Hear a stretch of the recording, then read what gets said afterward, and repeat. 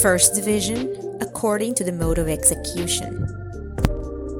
Psychographic mediums, those who have the faculty of writing under spirit influence. Mechanical writing mediums, those whose hands are acted upon by an involuntary impulse and who are unconscious of what they write, very rare, 179.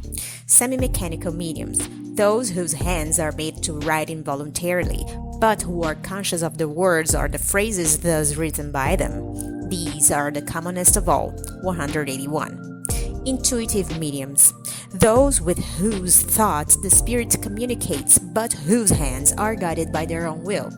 They differ from inspirational mediums inasmuch as the latter do not necessarily write, while the intuitive writing medium writes the thought which is suggested to him at the moment on some subject previously determined upon, 180. These are very numerous, but are also very subject to error, because they are often unable to discriminate between what comes from the communicating spirit and what proceeds from their own brain.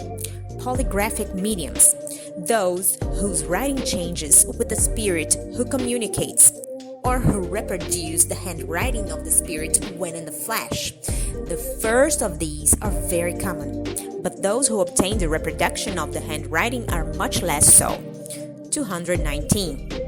Polyglot mediums, those who have the faculty of speaking or writing in languages that are unknown to them. These are very rare. Illiterate mediums, those who write as mediums without knowing how to read or write in their ordinary state. These are still rarer than the preceding. There is a greater physical difficulty to be got over in their case. An interesting case of illiterate medianimity, that of Madame Antoinette Bourdin of Geneva, an uneducated woman who sees in water as other seers see in a crystal.